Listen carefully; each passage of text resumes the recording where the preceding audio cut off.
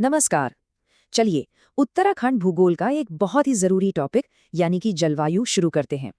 Savvy exam booster की इस कड़ी में हम इसे परीक्षा के लिहाज से तैयार करेंगे। तो सीधे विषय पर आते हैं। तो देखिए, उत्तराखंड की जलवायु को समझने के लिए सबसे पहले हमें यहाँ की प्रमुख ऋतुओं को जानना होगा। और हाँ, सिर्फ ऋतुओं को ही नहीं, बल्कि उनके जो लोकल नाम हैं उन्हें भी, क्योंकि सवाल वहां से भी बनते हैं। अच्छा, ये जो टेबल है ना, ये एग्जाम के लिए सुपर इंपॉर्टेंट है, इसे बिल्कुल रट लेना है। देखिए, ग्रीष्म ऋतु को स्थानीय भाषा में कहते हैं रूढ़ी या खरसाऊ। शीत ऋतु को कहते हैं श्योंद या शीतकला। और वर्षा ऋतु को बस्क्याल या बसकाल।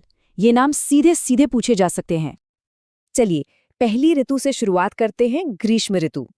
अब हम देखेंगे कि इस मौसम की क्या क्या खासियतें हैं और इसमें रूढ़ी और आंडल क्या होते हैं।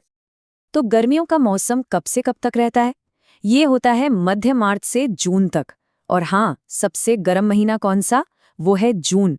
इस पर स्टार लगा लीजिए, ये सवाल बनता है। स्थानीय नाम तो हमने देख ही लिए थे, रूढ़ी और खरसाऊ। अब ये एक खास शब्द आता है, आंडल। ये क्या होता है? ये कुछ और नहीं बल्कि गर्मियों में शाम के वक्त जो तेज हवाएं चलती हैं, उन्हीं को स्थानीय भाषा में आंडल कहते हैं। तो सवाल उठता है कि ये आंडल बनती कैसे है। बड़ा सिंपल सा विज्ञान है इसके पीछे। देखिए, दिन में सूरज की गर्मी से हवा गर्म होकर हल्की हो जाती है। फिर वो हल्की हवा ऊपर उठती है तो नीचे एक खाली जगह बन जाती है ना। अब उस खाली जगह को भरने के लिए आसपास की ठंडी हवा तेजी से आती है। बस इसी को आंडल कहते हैं। ठीक है, गर्मियों की बात हो गई। अब आते हैं शीत ऋतु पर, जिसे श्यूंद भी कहते हैं। और इसका रबी की फसल से क्या कनेक्शन है, वो भी देखेंगे। तो सर्दियों का समय है, अक्टूबर से लेकर मध्य मार्च तक। सबसे ठंडा महीना कौन सा? जनवरी। लेकिन इससे भी ज्यादा जरूरी बात यह है कि इसी मौसम में रबी की फसल बोई जाती है। ये लिंक याद रखना बहुत जरूरी है। और अब आता है शायद सबसे असरदार मौसम, वर्षा ऋतु। यहाँ हम ये देखेंगे कि उत्तराखंड में मानसून आखिर आता कहाँ से है। ये एक लाइन अपने दिमाग में बैठा लीजिए, एग्जाम के लिए बहुत बहुत इंपॉर्टेंट है।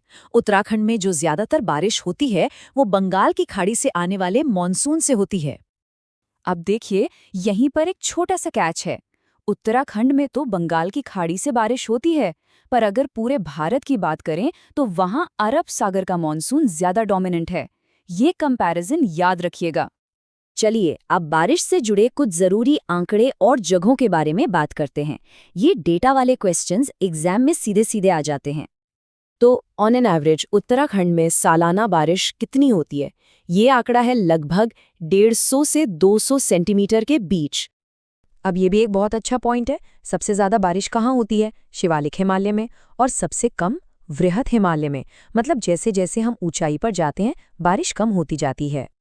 तो हमने ये तो जान लिया कि शिवालिक में ज्यादा बारिश होती है, पर अगर कोई एक जगह का नाम पूछ ले तो उत्तराखंड में सबसे ज्यादा बारिश वाली जगह कौन सी है? ये एक क्लासिक क्वेश्चन है और यहीं पर थोड़ा सा कंफ्यूजन होता है।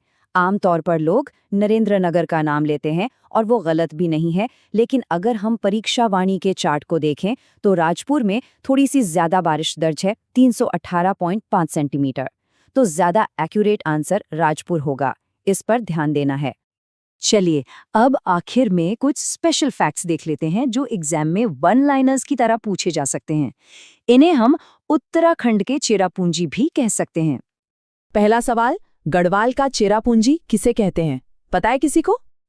इसका जवाब है मंडल घाटी। ये गोपेश्वर चमोली में है। ठीक है, तो फिर कुमाऊं का चेरापूंजी कौन सा है? वो है सूखी ढांग, जो लोहाघाट के पास चंपावत जिले में पड़ता है। और एक आखिरी बड़ा ही इंटरेस्टिंग फैक्ट, ये जो शब्द है ना मानसून, ये अरबी भाषा का शब्द है। देखिए कैसे भूगोल और भाषा आपस में जुड़े हुए हैं। तो अंत में ये सोचना जरूरी है कि ये जो मौसम के अलग अलग पैटर्न और बारिश के आंकड़े हैं, ये सिर्फ भूगोल की किताब के तथ्य नहीं हैं।